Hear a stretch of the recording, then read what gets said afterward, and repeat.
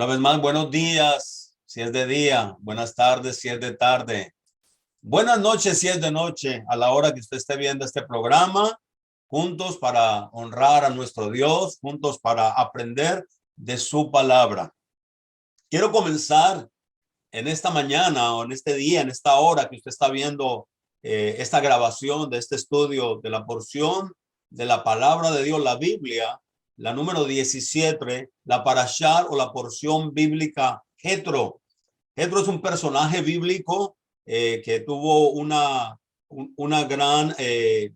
gran protagonismo en la vida de Moisés. Quiero comenzar con algo gracioso, ¿no? Resulta de que alguien le pregunta, un niño le pregunta a la mamá, mamá, ¿por qué las mujeres cuando se casan, casi siempre o en la gran mayoría de las veces, las mujeres desean casarse de blanco? Y la mamá se queda pensando, pues realmente la pregunta de su hijo es un poco capciosa, ¿no? ¿Por qué todas las mujeres desean casarse de blanco? La mamá, de una forma alegre, ocurrente, le dice, mi amor, las mujeres se casan de blanco porque es el día más feliz de toda su vida. El niño se queda mirándola y le dice, ¿y por qué los hombres se visten de negro? Bueno, a esto realmente no hubo respuesta. Yo creo que para los hombres también el matrimonio, el momento de la boda, es el momento más feliz de la vida igualmente. El hecho de que se vista la mujer de blanco y el hombre de negro no determina que es para la mujer el día más feliz y para el hombre el día más terrible. Quiero decirles que desde el momento en que Dios llamó a Abraham hasta este momento de la porción bíblica donde Moisés está en el capítulo 18, 19 y 20, ha sacado ya al pueblo de Israel, lo ha sacado y lo ha llevado al desierto. En este momento está en el desierto. Y quiero decirle, aquí es donde va a hacerse una propuesta matrimonial. Nosotros, como creyentes en las diferentes religiones del mundo, cristianas, cualquiera que sea, si usted nació pentecostal, metodista, luterano, presbiteriano, católico, apostólico romano, libre, independiente, lo que sea, realmente no hemos comprendido el plan de Dios. Dios tiene un solo plan. No tiene dos, no tiene tres. Dios no está inventando cómo resolver con la humanidad. Dios tiene un solo pueblo, un solo pueblo. Desde Abraham, Dios separó a Abraham.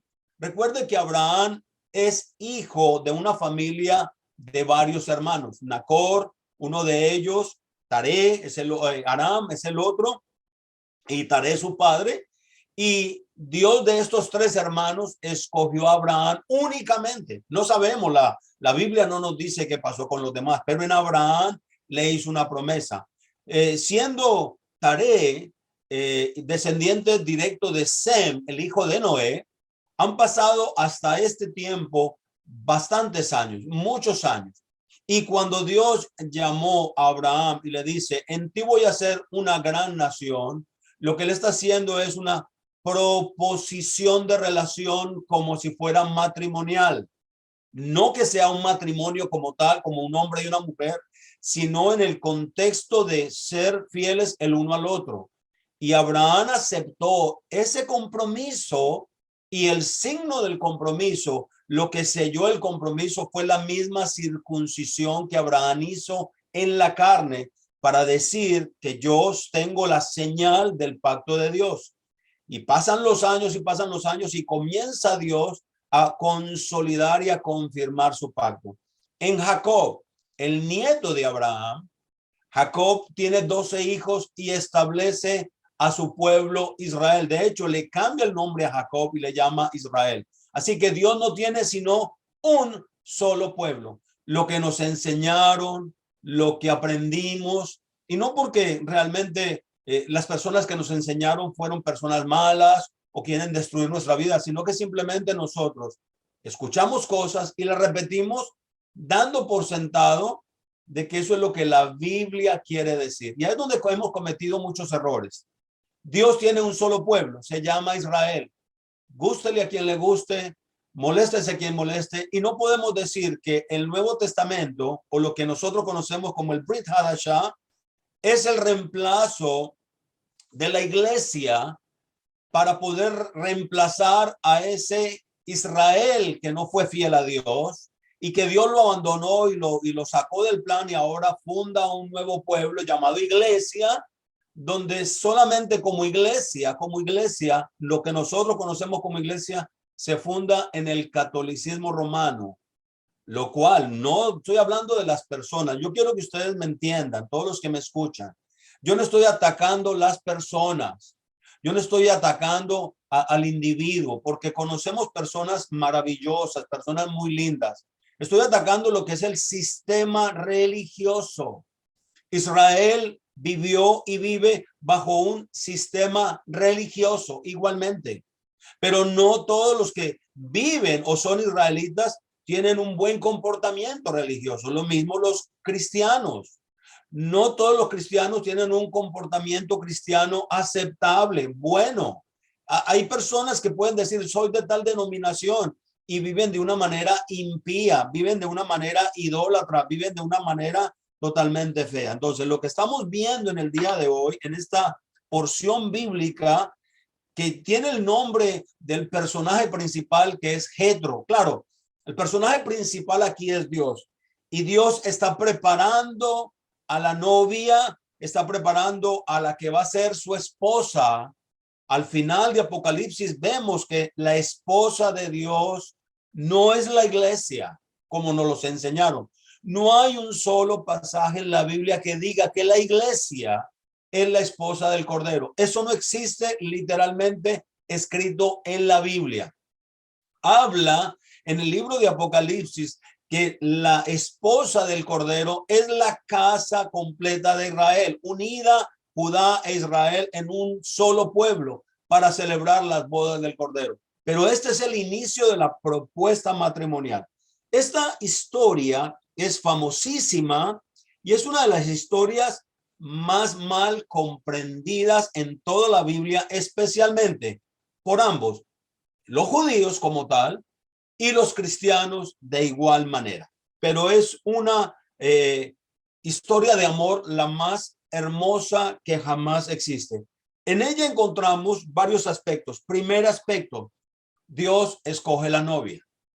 Es cierto que ha habido matrimonios que en la vida no funcionaron, que muchas personas se han divorciado, han tratado de reiniciar su vida.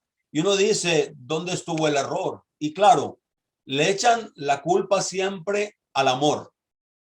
Se acabó el amor, se acabó el matrimonio, ¿no? No sé si ustedes están de acuerdo conmigo, pero la gran mayoría de veces que yo he aconsejado personas que están a punto de divorciarse, la razón, además de los errores o faltas que encuentran, la razón primordial que lleva a las personas a renunciar a una relación matrimonial es la falta de amor.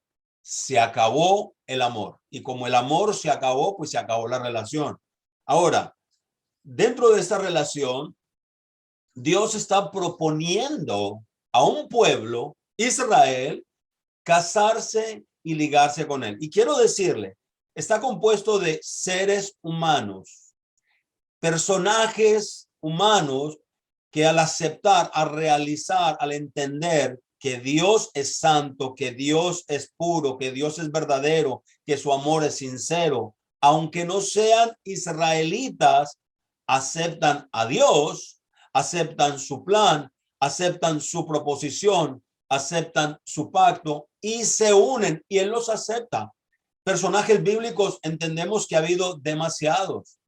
Si Dios amase a todo el mundo como nos los han enseñado, hubiera sido más fácil enviar a Moisés a evangelizar Egipto.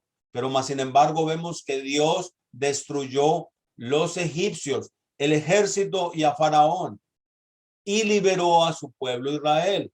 Hemos visto, por ejemplo, que Rahab la ramera siendo una mujer gentil que no tenía parte ni herencia delante del pueblo de Dios, de la descendencia de Jacob, porque la forma de entender quién es Dios, lo que está haciendo y poder guardar su vida, ayudó a los espías en su primera incursión a la tierra de Canaán. Y hay un pacto, ese pañuelo rojo puesto en el balcón donde ella vivía, le ayuda a entender que Dios está aceptando a esta persona para incorporarla dentro de su pueblo. Aún en el Brit Hadashah, en el Nuevo Testamento, vemos a Cornelio, un romano, una persona que tal vez ha conocido los hechos de Dios y se arrepiente, ha hecho cosas buenas para con el pueblo de Dios, ha aceptado el pueblo de Dios y vuelve y es recibido de igual manera que aquellos discípulos del Señor. Entonces Dios escoge su novia, Dios lo prepara todo. Una de las cosas que me sorprende de los matrimonios es ver que la novia es la que prepara toda la boda. Los hombres simplemente decimos, bueno, me quiero casar, ¿no? Vemos la novia preparando todo, buscando el lugar, buscando el vestido, buscando el pastel, buscando la lista de invitados, o sea, todo el esfuerzo de preparación de la boda lo lleva la esposa. En esta relación, quien prepara todo, quien lo ha preparado todo, quien lo ha organizado todo, ha sido Dios. La novia no ha hecho nada. La novia lo único que tiene que es decir, acepto. Y Dios lo ha hecho todo. Dios prepara todo. Dios la rescata. Dios la toma para sí mismo como su esposa. Entonces, ahora en este tiempo, en este momento, estamos a punto de escuchar la oferta, la proposición matrimonial. Las mujeres lo que más anhelan es ver que su novio, que realmente le ha propuesto matrimonio, se han enamorado, aparezca algún día con aquel anillo y se postre de rodillas o le haga algo como lo ven en las novelas, como lo ven en los videitos y las cosas en nuestra tecnología. Esa proposición de matrimonio es lo que más anhela. Para el hombre puede ser un momento demasiado nerviosismo. Voy a asumir una responsabilidad, voy a sacar una mujer de un hogar, de una familia, le voy a proveer un hogar, le voy a proveer las necesidades y se aparece y hay hombres que han sido extraordinariamente maravillosos en cómo idearse para sorprender a la mujer. Realmente hay bodas tan sencillas, hay proposiciones tan sencillas que la gente acaba casada sin saber cómo, ¿no? Y ha pasado muchas veces. Pero lo que siempre se anhela es esa propuesta de boda. Y esto es lo que estamos a punto de ver. Pero antes de tomar inicio de esto, quiero que vayamos a ver un poquitito la escritura para ver cómo suceden las cosas. En el capítulo 18 del libro de Shemot, Éxodo, encontramos que dice oyó Jetro. Y hay algunas cualidades o algunas cualificaciones o algunas descripciones de Jetro. ¿Quién es Jetro? ¿De dónde aparece? Y sabemos que sí, Jetro es el suegro de Moisés. Oyó Jetro, sacerdote de Madián, suegro de Moisés, todas las cosas que Elohim había hecho con Moisés y con Israel su pueblo, y cómo Yahweh había sacado a Israel de Egipto. La pregunta es, recuerden, vamos a ver un poquitico la historia para poder entender.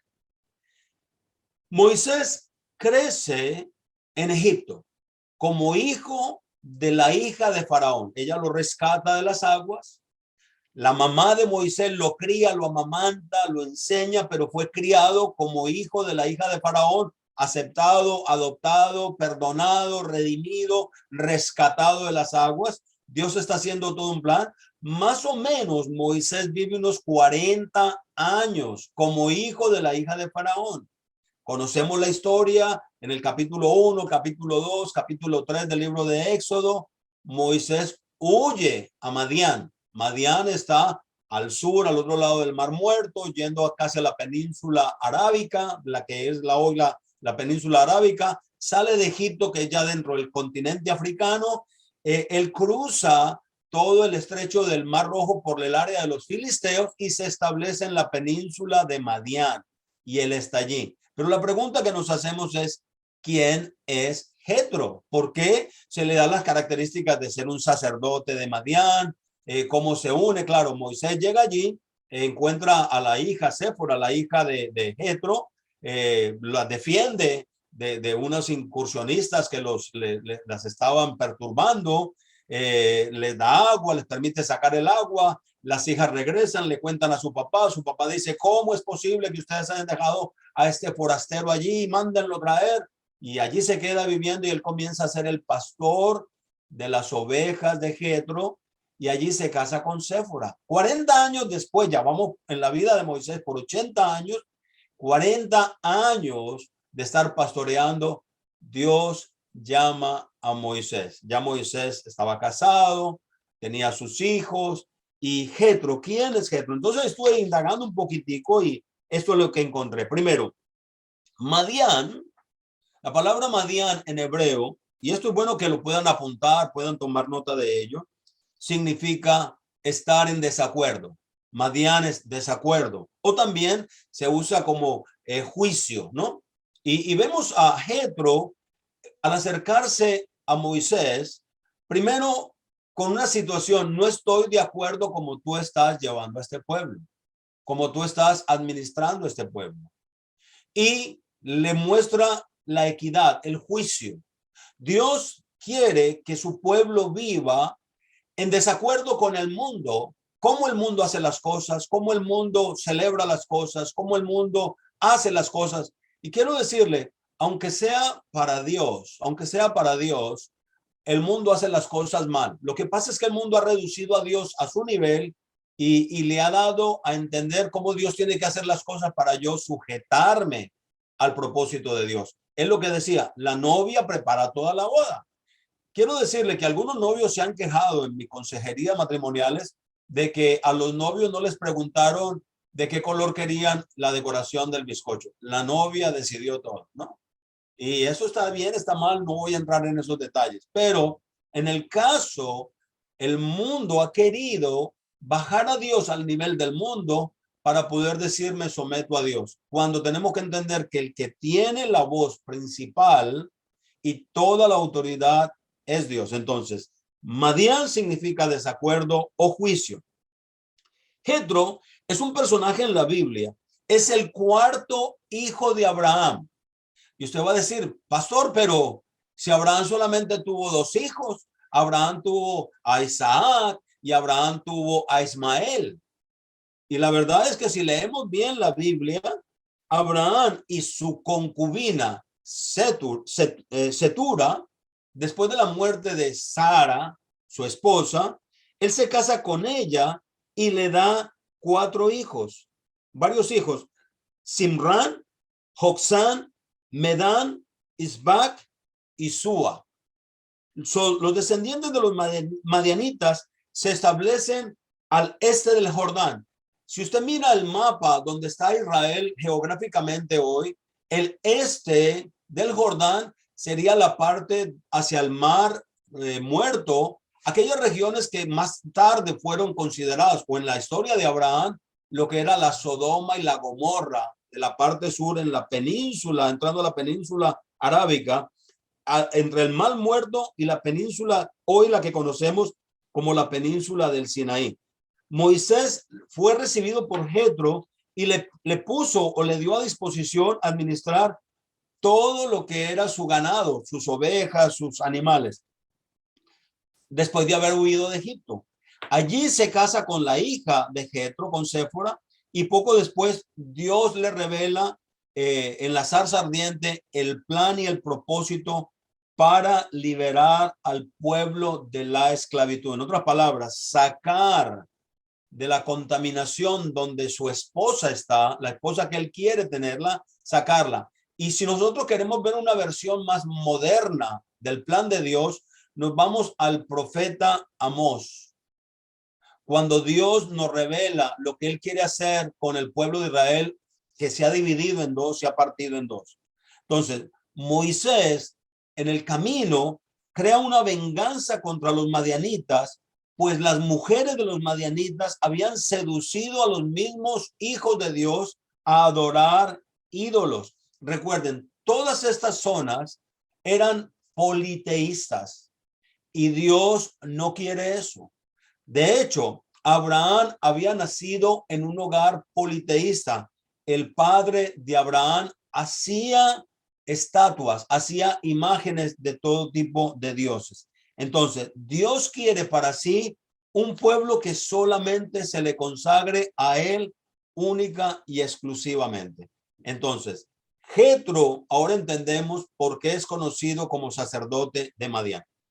Aunque nosotros podemos entender que en la Biblia parece que tuviese un evento cronológico en la línea de tiempo, podemos pensar cómo aquí en este pasaje, por ejemplo, Éxodo capítulo 2, verso 16, dice, el sacerdote de Madián tenía 7 hijas, las cuales fueron a sacar agua y llenaron las pilas para dar de beber al rebaño de su padre.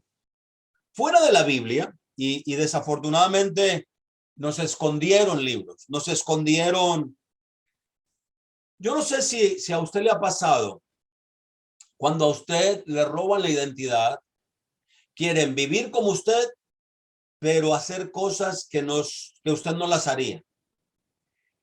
Y desde el año 325, el cristianismo, comenzando desde la Santa Madre Iglesia Católica, que no tiene nada de santa y no tiene nada de apartada y separada para Dios, lo que ha hecho es tomar al Dios de Israel, al Dios de Abraham, al Dios de Isaac, le ha robado totalmente la identidad, le ha tomado sus promesas, le ha tomado su fe, le ha tomado sus cosas, pero hace todo lo opuesto, todo lo contrario, absolutamente todo.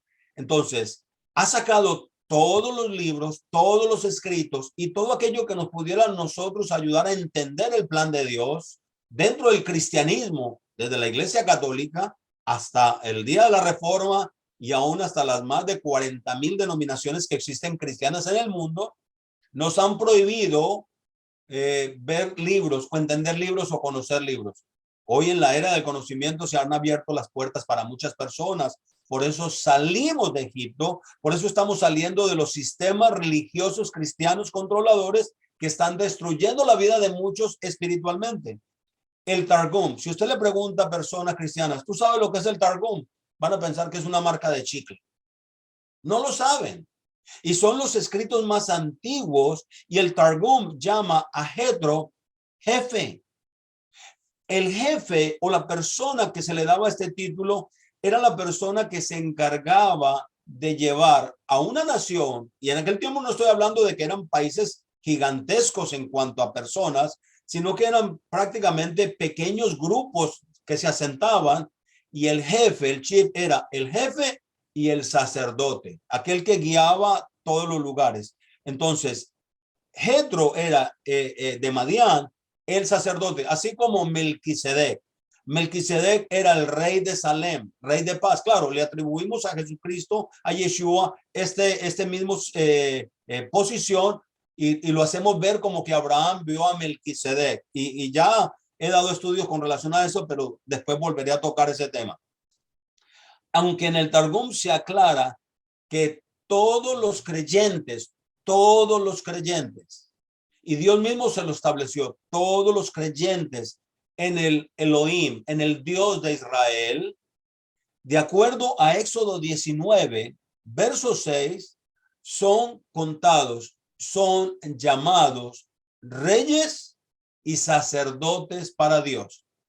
Cuando Pedro le da la idea de escribirle la epístola de Pedro, que dice que nosotros somos nación santa, pueblo adquirido, quiero decirle, Pedro no está pensando en la iglesia católica. Es más, la iglesia pentecostal, presbiteriana, metodista, bautista, no existía cuando Pedro escribió eso. No existía ni la iglesia católica romana, no existía. Entonces la pregunta es, ¿a quién le está escribiendo Pedro que son nación santa, pueblo adquirido, comprado por Dios? ¿A quién se está hablando? Cuando nosotros leemos la primera carta de Pedro, en el primer capítulo nos dice la carta a quién va dirigida. Y quiero decirle, no fue dirigida a la iglesia metodista, no fue dirigida a la iglesia bautista, fue esta carta dirigida a los creyentes en el Dios de Israel, solamente. Ahora, no se ha establecido oficialmente el sacerdocio levítico, que son los que proceden de la tribu de Leví, uno de los hijos de Jacob. Amén.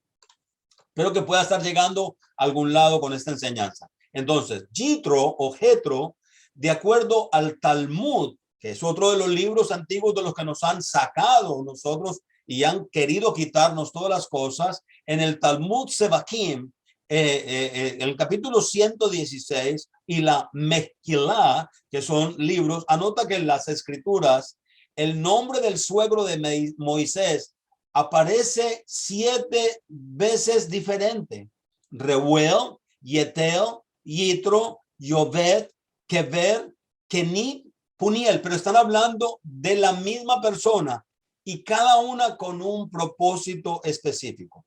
La realidad es que él es el suegro de Moisés, creyente en el Elohim de Israel. Y de acuerdo como el texto lo ha dicho, el proceso de una conversión. Cuando nosotros queremos ser parte del pueblo de Dios, lo que queremos es que las personas se conviertan. El cristianismo, al haberse establecido como una religión, ha querido siempre que los que hoy nosotros conocemos como los judíos se conviertan. Y la pregunta que ellos hacen, ¿nos convertamos a quién? Si de los judíos son las promesas, son los profetas, son los pactos, son las leyes, son los mandamientos. Entonces, los judíos no se tienen que convertir a nadie. Claro, el catolicismo romano de Constantino quería hacerlos convertir a los ídolos, a la idolatría, al rechazo del Shabbat, al rechazo de las leyes de Dios, a no cumplir esto para alejarlos de Dios. Cuando una persona se convierte a Dios, tiene que aceptar el pacto, aceptar los mandamientos, y lo vamos a ver más adelante, obedecer a Dios en todo. Si no, no está convertido, simplemente es un religioso. Simplemente está viviendo como una persona religiosa. Entonces, después de que Moisés o de alguna manera Jetro escucha todo lo que Dios está haciendo con el pueblo de Israel, los saca de Egipto, cruzan el mar de los juncos, los libera, Faraón y todo su ejército perece abnegado en el agua. Yo creo que le dio un motivo muy grande a Jetro para decir, wow, ahora conozco al Dios de Israel, yo quiero que él sea mi Dios. O sea, todos los que queremos que Dios sea el Dios de Israel, el Dios creador del universo, sea mi Dios, yo tengo que aceptar su pacto, yo tengo que aceptar su palabra, no ponerle condiciones a él, Señor, como si yo fuera el más importante. Señor, si yo quieres que te sirva, tienes que hacer esto por mi vida, tienes que hacer esto por mi esposa, tienes que hacer esto por mis hijos. Y quiero decirle, con Dios no funciona así. O lo hacemos a la manera de Dios o lo perdemos totalmente todo. Mira lo que dice Éxodo 18:9. Se alegró Jetro de todo el bien que Yahweh había hecho a Israel al haberlo librado de la mano de los egipcios. Verso 10. Y Jetro dijo, bendito sea Yahweh, que os libró de la mano de los egipcios y de la mano de Faraón, y que libró al pueblo de la mano de los egipcios. Mira lo que dice. Ahora conozco, ahora entiendo, ahora realizo. Y cuando un ser humano no acepta eso, no entiende eso y no pone eso en su corazón como prioridad, lo único que va a vivir en su vida es una simple religión. Y se va a cambiar de religiones conforme le convengan personalmente, pero no tiene nada que ver con Dios.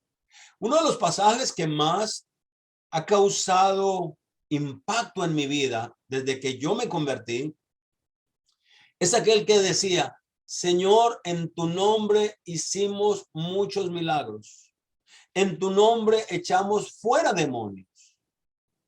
Y el Señor le responde, Yeshua le dice, apartaos de mí malditos al fuego eterno, porque nunca os conocí. O sea, eso ha retumbado como una voz. La gente dice, Señor, en tu nombre hicimos esto. En tu nombre hicimos esto. Echamos fuera demonios, sanamos enfermos, evangelizamos, profetizamos, hicimos todas las buenas obras que se pueden hacer en el mundo. Y él dice que él le respondió diciendo, apartados de mí malditos, porque nunca os conocí. La pregunta que yo me hago es entonces, ¿a quién conocían? ¿Cómo le conocían? Y la única manera de conocer a Dios es tomar la misma actitud que tomó Jetro y que tomaron los gentiles. Acuérdese, Jetro viene de la descendencia de Abraham, pero no de la descendencia de Isaac. Viene de una concubina que después tomó como esposa, pero la promesa está en Isaac, no en todos los hijos de Abraham. Los hijos de Abraham pueden regresar, pueden incorporarse, pueden volver. Sí, sí, y este sí es condicional, se sujetan al pacto de Dios. De hecho, había egipcios, esclavos de Egipto y ciudadanos de Egipto que salieron con Moisés. Se cansaron de los dioses egipcios, se cansaron de adorar y se volvieron al Dios de Israel. No lo conocían completamente, no sabían completamente, y ahora es aquí donde Dios va a reunirse cara a cara. Van a escuchar la voz del novio, van a escuchar la voz de Dios. Nunca la habían escuchado. Moisés escuchó la voz de Dios en la zarza. Abraham escuchó la voz de Dios, no lo vio, pero escuchó la voz de Dios. Jacob tuvo un sueño y contendió, luchó, dice, con Dios y prevaleció. O sea, esas personas tuvieron una experiencia personal de escuchar a Dios. Israel no. El pueblo que estuvo esclavizado por más de 400 años no había escuchado a Dios. Y Dios le dice, ahora ustedes me van a escuchar. Lo vamos a ver más adelante. Esto se está poniendo bueno. Jetro dice, ahora conozco que Yahweh es más grande que todos los dioses. Estoy leyendo de Éxodo 18, verso 11. Y mira lo que dice. Ahora conozco que Yahweh es más grande que todos los dioses. La pregunta es, ¿conocía Jetro otros dioses? Por supuesto que los conocía. Hermano, amigo, amiga, ¿conoce usted otros dioses? Claro que los conoce. A ver, si nosotros pudiéramos hacer una lista de dioses que el mundo tiene, que el mundo adora, no, nos cansaríamos. De hecho, en el hinduismo existen miles y miles y miles de dioses. Y ellos eligen el Dios que quieren y lo acomodan como quieren. Y nosotros sabemos que existen, pero no son nuestro Dios. Yo creo que en este robo de identidad, la Iglesia Católica, y yo sé que esto va a ofender a muchos y les va a sonar duro y les va a golpear, y yo no quiero ofender a ninguna persona en sus emociones sentimentales. Yo no estoy hablando de qué tan honesta, qué tan sincera es su fe en Jesús. Yo no le estoy cuestionando eso. La pregunta es qué tan bíblica, qué tan razonablemente bíblica es su salvación con relación a Jesús, a Yeshua, que usted lo toma como Señor. Que yo creo sinceramente que el catolicismo creó un Dios llamado Jesús. Y muchos hemos llevado malamente, mal informados, a tomarlo como uno de esos dioses. Yeshua es el Hijo de Dios. Sale de la unidad de Dios. Y eso es lo que voy a entrar más adelante si el tiempo me lo permite. Es difícil de entender, pero se puede explicar bíblicamente conforme a lo que el pueblo de Dios, Israel, ha conocido de Dios. Jetro dice, ahora conozco que él es más grande que todos los dioses, porque en lo que se ensoberbecieron, hablando de los egipcios, Yahweh prevaleció contra ellos. Y dice, y tomó Jetro, mire lo que hizo, y tomó Jetro, suegro de Moisés, holocaustos sacrificios para Elohim, el Elohim de Israel. Y vinieron Aarón y todos los ancianos de Israel para comer con el suegro de Moisés delante de Hashem. Ahora, los hijos de Moisés, tenemos que entender que Moisés tuvo dos hijos, uno se llamaba Gersón, y le puso el nombre de Gersón porque fui forastero en tierra ajena. Cuando Dios hace las cosas, las hace con propósito. Dios tiene hijos de Efraín que están en el mundo, que habitan en tierra ajena. Y Eliezer dice, porque el Dios de mi padre me ayudó. Estos nombres representan el plan y el propósito de Dios para unificar a su pueblo en tiempos finales. Cuando Dios establezca su reino sobre la tierra, todo esto tomará un matiz completamente grande. Entonces, Jetro, en los días que está con Moisés, Dios no se ha aparecido todavía en escena de la forma física que ellos lo van a escuchar, pero Moisés está guiando al pueblo y lo ha hecho desde que salió de Egipto. Entonces, dice la escritura que Jetro notó que Moisés, desde la temprana hora de la mañana hasta que caía la noche, estaba atendiendo las situaciones de conflictos que necesitaban justo y equidad para resolver los asuntos de las personas de Israel que estaban asentados por diferentes tribus.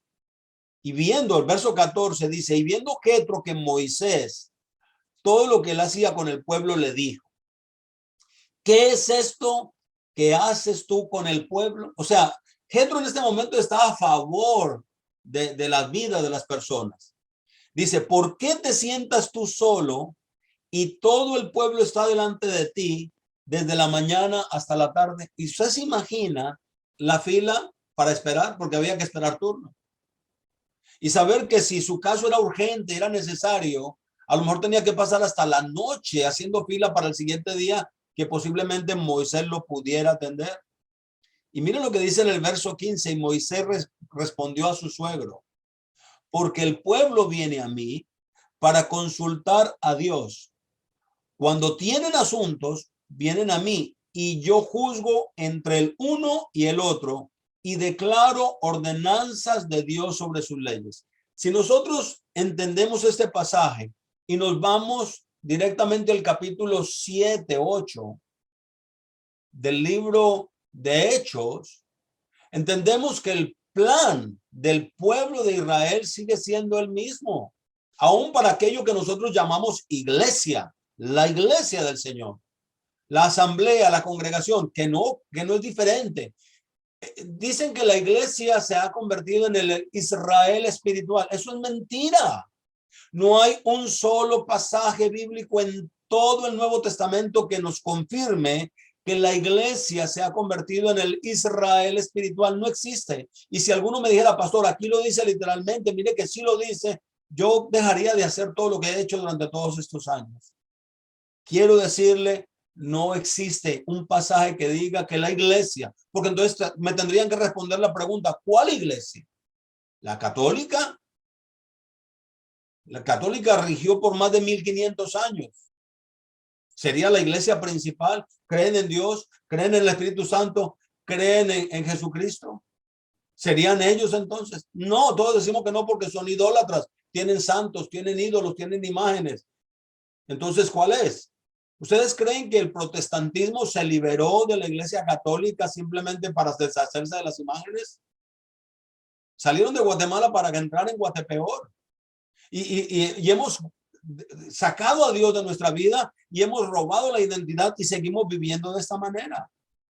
Entonces, cuando vemos que en el libro de Hechos había una necesidad en la congregación de los nuevos creyentes en Yeshua, los del camino, los que guardaban la fe de Yeshua, dijeron, necesitamos ordenar personas que nos ayuden, pero tienen que tener características importantes. Y vamos a ver esas características en un momento que venían desde el tiempo de Moisés, los cuales nosotros ahora percibimos nubladamente en el Brit Hadashah o en el llamado Nuevo Testamento, que también está mal llamado Nuevo Testamento, debería ser llamado el pacto renovado, confirmado. Entonces, ¿cuáles son las ordenanzas y las leyes? Moisés está diciendo, mira lo que dice el verso 16. Cuando ellos tienen asuntos, vienen a mí y yo juzgo entre el uno y el otro y declaro, mire, declaro las ordenanzas de Dios y sus leyes. Piense por un instante. 400 años en Egipto. No han oído de Dios. No tienen sacerdote. No tienen maestro bíblico. No hay clase bíblica. No está Awana. No está ninguna de estas cosas. No conocen sino las leyes impositivas de los egipcios. Una generación, 2 generaciones, 3 generaciones, 4 generaciones. No conocen todo, solo lo de Egipto, es lo único que conocen. Leyes, ordenanzas, formas. Y Moisés está diciéndole aquí a Jetro que él les enseña las ordenanzas de Dios y sus leyes. Y esta es la parte más hermosa que nosotros no entendemos y nos han engañado. La ley de Dios, la instrucción de Dios, la enseñanza de Dios, la Torá, es eterna. No piensen que Dios en el desierto del Sinaí se inventó la ley, se inventó la instrucción, se inventó que fue allí el momento en que realmente la estaba haciendo por primera vez. La pregunta es, Caín y Abel conocían el propósito y el deseo de Dios. Ellos ya lo sabían, Adán lo sabía. Conocían el sistema de sacrificios. Claro, no estaban escritos, pero ya ellos lo conocían. Ellos sabían lo que había que hacer con relación a Dios. O tomas a Dios como es, o no va a ser parte de tu vida y punto. Y nosotros tenemos que entender que aunque tengamos la fe en Yeshua, aunque nosotros entendamos que Él es nuestro Señor, nuestro Salvador, nuestro Redentor, nuestro Libertador, el personaje más importante en nuestra vida, si nosotros no lo hacemos a la manera de Dios, estamos descalificados, apartados de mí, malditos, porque nunca os conocí. Eso es para nosotros también. Entonces, Caín, Abel, todos ellos sabían, Abraham sabía todo el sistema de leyes y decretos y estatutos que Dios. Pastor, compruébeme eso. Bueno, me alegra que me lo haya preguntado. Leamos Génesis capítulo 26, verso 5. Si usted tiene su Biblia, ábrala para que entienda lo que dice allí. Génesis 26, 5 dice, por cuanto oyó Abraham mi voz. Está hablando Dios. Por cuanto oyó Abraham mi Dios. Mire lo que dice. Y guardó mi precepto. Y guardó mis mandamientos, mis estatutos y mis leyes. ¿Se dan cuenta? Estamos hablando todo el libro de Génesis, Bereshit. Estamos ya entrando en el capítulo 18, 19, 20, donde se da la ley de Dios, los 10 mandamientos. Pero en Génesis 26, Dios mismo está diciendo que Abraham oyó mi voz, guardó mi precepto, mis mandamientos y mis estatutos y mis leyes. O sea, la ley de Dios es eterna. La instrucción de Dios es eterna. Siempre ha existido y existirá por siempre. Aún aquí, de la salida de Egipto, cuando fueron redimidos en el lugar del desacuerdo, de las aguas amargas, el Eterno dio estatutos y mandamientos. Él comienza a mostrárselos, a dárselos de una forma más sensible. ¿Por qué? Porque él está consolidando que su novia responda conforme al pacto. Y saben, los seres humanos se divorcian porque simplemente alguien decidió no guardar el pacto matrimonial. Alguien decidió romperlo. Alguien decidió decir no. Así la otra persona esté enamorada o no esté enamorada, cuando el pacto se rompe, simplemente se acaba la relación. Dios, quiero decirle, el Dios de Abraham, de Isaac y de Jacob, el Dios nuestro, el Dios y Padre de nuestro Adón Yeshua HaMashiach, no romperá el pacto jamás. Y eso es lo que muestra el amor tan grande que Dios tiene por su pueblo. Hemos sido rebeldes, testarudos, insensatos, de todas las cosas. Mas, sin embargo, él dice, yo no voy a romper. Él no va a cambiar ni dejar de ser Dios simplemente porque le hemos pagado mal. Él seguirá siendo Dios y su fidelidad es la que nos juzga. Su fidelidad es la que nos pone a nosotros en desacuerdo. Moisés tenía a su cargo no solo la dirección formal de un numerosísimo pueblo, sino de impartir justicia de acuerdo a Moisés. Moisés se pudo equivocar. Moisés tenía que haber sabido muy arraigado en su corazón que era lo justo delante de Dios. Y quiero decirle algo con cariño. La gran mayoría de las veces nosotros juzgamos las situaciones de la vida conforme a nuestro sentimiento, conforme a nuestro racionamiento. ¿Sabe que lo más peligroso que puede haber en las cortes, especialmente en nuestros países o en los Estados Unidos donde vivimos, es el jurado? ¿Sabe que ha habido jurado que ha mandado personas a la cárcel o a la silla eléctrica porque ellos creyeron, ellos sintieron, ellos pensaron? En medio de todas las evidencias y todas las cosas, ellos tienen que tomar un juicio. Si el juez es el que puede conocer la ley, ¿por qué poner un jurado? Esa ha sido una de las faltas más grandes que se pueden ver en los sistemas judiciales, cuando otras personas, basados en sus sentimientos, emociones, y cuentan el caso, cómo fue el crimen, y mueven los sentimientos y las emociones del jurado, y basado en eso ellos mueven su sentencia. Y muchos se han equivocado, desafortunadamente. Moisés tuvo que haber conocido todas las leyes de Dios para poder sentarse en la silla de Moisés y dar equidad, no igualdad. Hay una gran diferencia entre lo que es ser, actuar con equidad, con justicia, y otra cosa es actuar con igualdad. Nosotros decimos como padres, especialmente padres de varios hijos, yo voy a tratar a todos mis hijos con igualdad porque no hay preferencia por ningún hijo. Y no se trata de igualdad, se trata de equidad, de ser ecuánime en mi juicio para con cada uno de mis hijos. Nosotros no podemos buscar la igualdad. Dios no está buscando la igualdad. Y escúcheme, hemos escuchado esto todo el tiempo. Delante de Dios todos somos iguales. No se trata de igualdad, porque entonces Dios no me castigues como castigaste a aquel, no me castigues porque entonces estoy buscando mi igualdad, porque nos amas a todos. Dios juzga a los seres humanos con equidad, con rectitud, con justicia, con justo juicio. Y Moisés lo sabía perfectamente bien. La voluntad del Todopoderoso es que su instrucción, su palabra es, sea y siempre será fiel y verdadera. Y si esto no fuese posible, Yeshua no hubiera podido ser el Salvador. De hecho, él mismo lo dijo. Yo no he venido, mire bien, yo no he venido a quitar la instrucción de Dios, a abolir la instrucción de Dios, y mucho menos dijo, escúcheme, la mentira y el robo de identidad que nos han enseñado. Yeshua nunca dijo, yo he venido a cumplirla por ustedes. Jamás. Que eso es lo que nosotros nos recostamos. A eso es lo que nosotros nos unimos. Claro, como el Señor no vino a quitar la ley, sino a cumplirla, Él la cumplió por mí. Le voy a poner un ejemplo.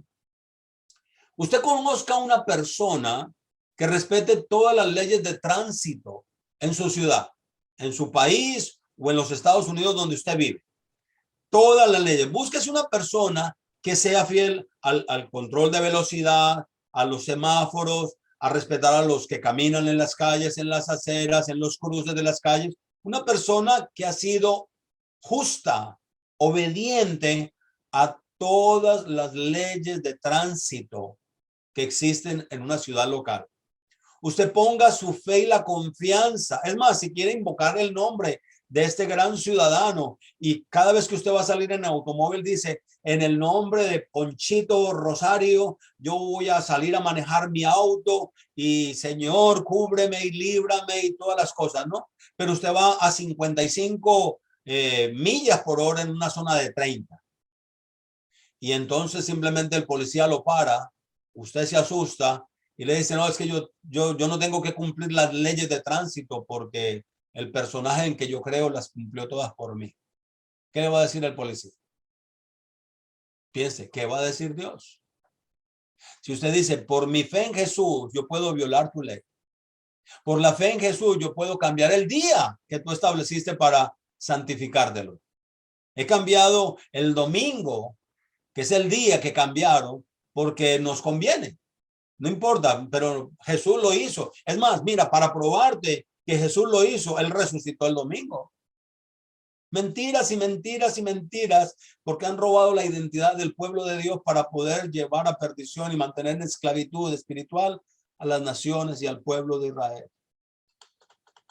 Entonces, en Éxodo capítulo 18, viene la elección de los jueces. El verso 13, 14, 15, 16 en adelante le da los consejos Jetro de cómo ordenar jueces. Entonces, mire lo que dice el verso 19. Oye ahora mi voz y yo te aconsejaré, y Dios estará contigo. Está tú por el pueblo delante de Dios y somete tú los asuntos de Dios. El Targum, el libro que les mencioné anteriormente, dice, ahora acepta esto. Yo te aconsejaré. La memra o la palabra, la memra es el apoyo de lo que Dios dijo. O sea, Dios lo dijo, Dios lo tiene que acreditar.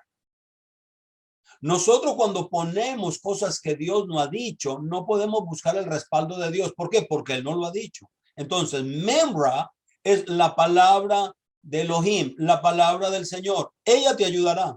Tú representarás al pueblo cuando ellos pidan enseñanzas delante del Señor. Estoy hablando de lo que literalmente está escribiendo el Targum.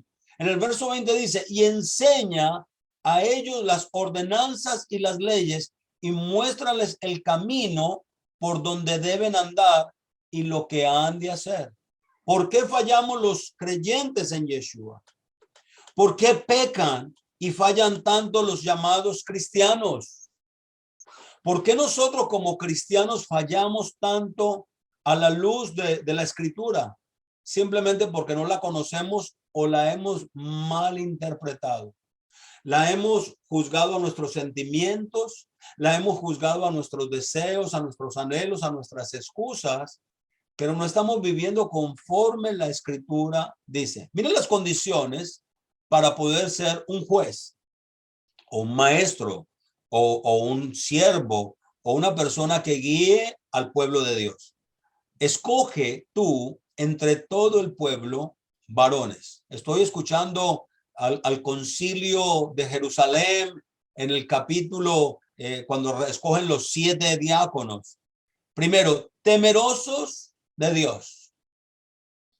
Uno de los líos grandes que nos metemos en las iglesias evangélicas, en los sistemas grandes como la iglesia católica, no, porque o tú eres católico o no lo eres, pero no te respaldan, punto. O haces lo que dice Roma o te sacan, cuelga la sotana y deja de ser sacerdote. Ahí no hay. Pero dentro del sistema religioso cristiano, en las iglesias, usted tiene en su congregación gente que necesita que le ayude a llevar su trabajo, su ministerio. Veo que Camilo está por ahí y tiene una obra muy linda, pero estos son los requisitos que todos debemos tener para poder primero obedecer, primero seguir, primero confiar que la persona que está al frente es un siervo de Dios. Tiene que tener esa memra, la palabra de Dios, que va a respaldarlo en la vida cotidiana. Varones de virtud, temerosos de Dios. A todos aquellos que tienen ministerio, ¿qué es que le vaya bien? Primero pregúntele a Dios quién es, porque lo más difícil es que los seres humanos no conocemos el corazón del hombre. Ay, si eres fiel, viene a tiempo, está en todo el servicio, diezma bien. Yo creo que este debe ser un tipo espiritualmente bueno, ¿no? Y ni siquiera le confiamos a Dios. Errores cometí en mi propia vida. Hombres, varones de virtud, temerosos de Dios. Miren lo que dice el requisito. Varones de verdad. Hoy en día la verdad de la escritura ha estado bastante mezclada. Decimos cosas que Dios no dijo. Por ejemplo, decimos que la iglesia es la esposa del Cordero y eso no está en la Biblia. Por eso yo tuve un conflicto muy grande con mucha gente cuando lo dije.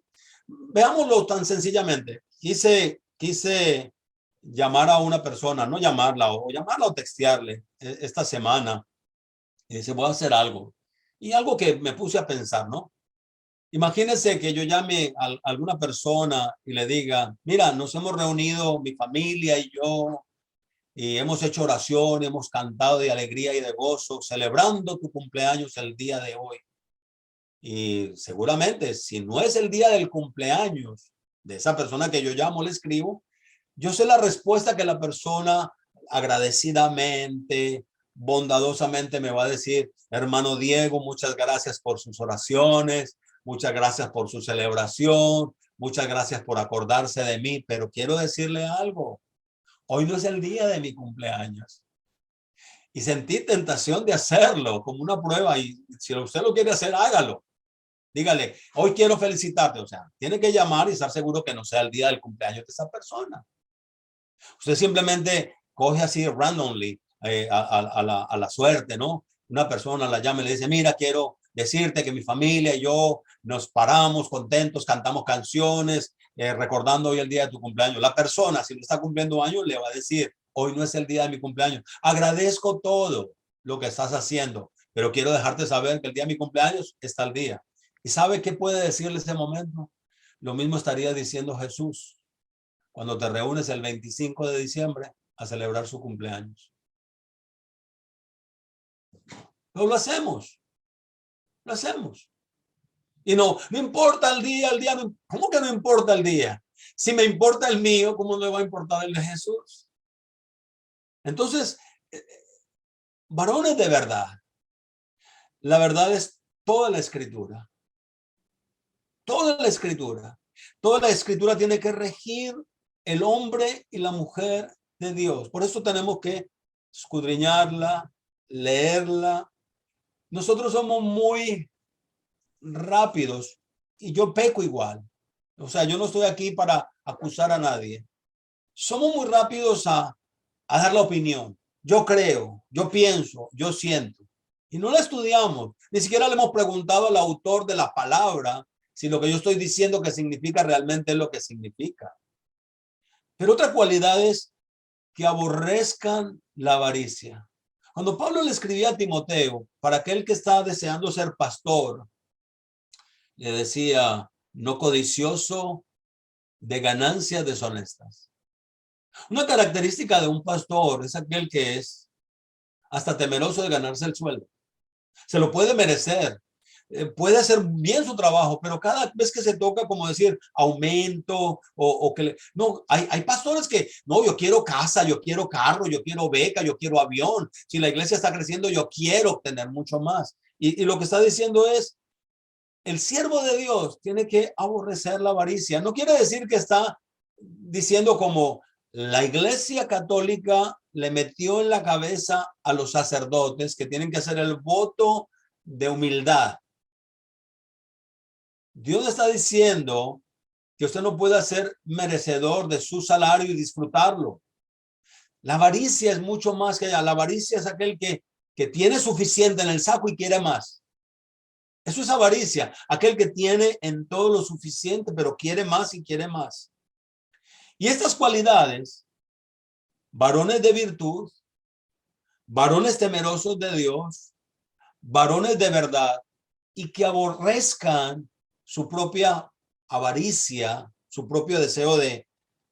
Piensen esto, ¿usted cree que el Papa Pontífice vive igual que el sacerdote que obligaron a renunciar a sus votos de tener propiedades o tener su casa o su carro? Para nada. ¿Usted cree que en el comunismo el que está sobre la cabeza del comunismo vive igual que vive la persona del pueblo? Jamás. O sea, Dios no está diciendo que no tengas derechos, sino que no haya avaricia en tu corazón.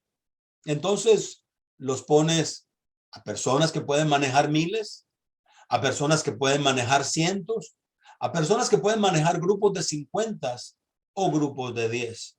Y lo que ellos no resuelvan, lo resuelves tú, le decía Jetro a Moisés. Entonces, analicemos estas condiciones. Primero, escoge. La palabra en hebreo para escoge es hasá. Esta palabra implica escogencia a través de una visión profética. En otras palabras, quien debe de elegir y llamar es Dios y lo revela a través de mí, que estoy al frente. Pero quien lo debe traer es Dios. ¿Se acuerdan cuando Elías y Eliseo? Elías iba a terminar su llamado y Dios le dio instrucciones. Ya Dios tenía escogido a Eliseo.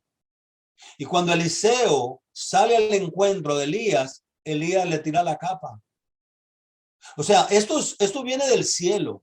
Entonces, es una escogencia profética que viene propuesta de la selección de Dios por el espíritu de santidad que habita en él y en la persona que está siendo llamada por Dios. En este momento, el espíritu de santidad reposaba en Moisés. El espíritu de Dios reposaba en Moisés. Pero la escogencia de la persona que iba a delegarle o a darle el trabajo o a otorgarle la responsabilidad viene de una forma divina. Entonces, varones de virtud, Ashei Kahail, hombres capaces que tengan fuerza, eficacia, personas que ya tengan suficiente riqueza, comodidad económica, para que cuando el empleo, el oficio, los tienten, los seduzcan para dar voto, para dar juicio, no se dejen comprar. Hace muchos años, muchos años, en mi vida personal, alguien dio una ofrenda muy grande y me la puso encima del escritorio. Y yo le dije a esta persona, yo nunca recibo dinero de las personas en la congregación. Si usted quiere dar esa ofrenda, hable con la tesorera de la iglesia y entréguesela personalmente a él, pero no me la entregue a mí o póngala en el sobre y póngala en el buzón. Yo no quiero tenerla. Porque hay personas que piensan que si dan una buena ofrenda es como comprar el siervo de Dios. Para cuando llegue el momento de dar juicio, yo esté a favor. Y sabe que en la política sucede eso. La palabra varones de virtud, y yo creo que hay una persona que no tenga que envidiarle a nadie nada. Por eso dice riqueza. Hombres ricos capaces de no mostrar favoritismos. Que nadie me compre a mí porque tiene más que yo. Ni tener que mostrar favor y fallar a favor de alguien que me está dando a mí. No, yo tengo suficiente y lo que dice, yo no me vendo a nadie. Soy un hombre de valor. Una expresión, temerosos de Elohim, temerosos de Dios, reverentes, hombres que puedan ser intachables.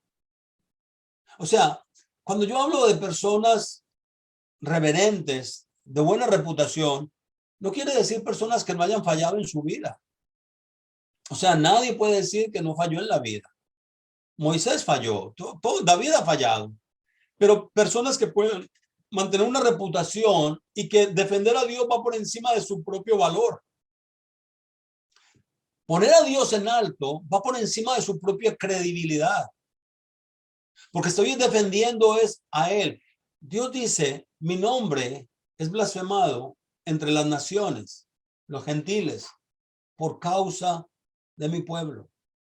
Y quiere decir, el mayor descrédito para Dios lo damos los hijos cuando nos portamos de acuerdo, en desacuerdo a lo que Él quiere para nosotros. Cuando Jesús comienza su ministerio público, capítulo 5, capítulo 6, capítulo 7, capítulo 8 del libro de Mateo, Él empieza a arreglar un montón de cosas que la gente estaba haciendo mal. La oración, las ofrendas, la caridad, el amor, el dinero. O sea, usted lee estos capítulos y Dios mismo está diciéndole, tenemos que ser hombres y mujeres de integridad para que el nombre del Señor no sea blasfemado. Hombres de verdad. Hombres con firmeza, fieles, seguros, confiables, que hablen con juicio, que inspiren confianza a que la gente los escuche. ¿Sabe qué es lo que está pasando hoy en día? No hay temor de Dios y mucho menos del pastor o del líder o de la persona que está ahí. De hecho, cuando Moisés salió por el desierto, y lo vamos a ver más adelante en otros capítulos, la contratación de Coré, ellos se reunieron y dijeron, ¿acaso Dios no puede hablar a través de nosotros también? Y se rebelaron contra Moisés. Claro, la membra, la palabra de Dios lo respaldaba y la tierra se abrió y se los tragó. Pastores, ¿a usted no le gustaría que Dios lo respaldara y que se abriera un hueco en la congregación y se tragaran muchos? A muchos líderes no les gustaría que el poder que había en Pedro, esa unción del Espíritu Santo, como le dijo a Ananías y a Zafira, caerán muertos ahora mismo por haber mentido al Dios del cielo. Claro que nos gustaría tenerlo, pero es que somos más buenos que Dios y no queremos que nadie se muera. Por eso sufrimos lo que sufrimos. Que aborrezcan la avaricia. La palabra avaricia, betzá. Que odien la ganancia adquirida por violencia, por beneficio, por injusticia. Hombres que no reciban dinero para poder dar un juicio a favor de alguien. En otras palabras, ser imparciales. Quiero decirle, cuando una persona es imparcial en su juicio, es la persona que más está demostrando amor hacia esas personas. Sabe que cada vez que Dios es justo en su juicio para con nosotros, nos está diciendo solamente, yo te amo. Me resuenan las palabras del libro de Hebreos cuando dice, someteos pues a la disciplina de Dios, porque ustedes tuvieron padres terrenales y como ellos los amaban a ustedes, ustedes aceptaron la disciplina de los padres. Sométanse a la disciplina de Dios. Cuando Dios nos reprende es porque nos ama. Cuando Dios te reprende no es porque quiere juzgarte, destruirte, condenarte. Dios te está amando. Usted como padre, usted como mamá, cuando corrige a su hijo, lo está corrigiendo porque lo ama. No porque quiere tener dominio, control sobre él, sino porque no quiere que nada malo le ocurra. Lo mismo está haciendo Dios con su pueblo Israel. Todas estas características de los jueces que Jetro le daba a Moisés era para que el pueblo estuviera de acuerdo con el Eterno, estar a favor de Dios, estar en armonía con Dios.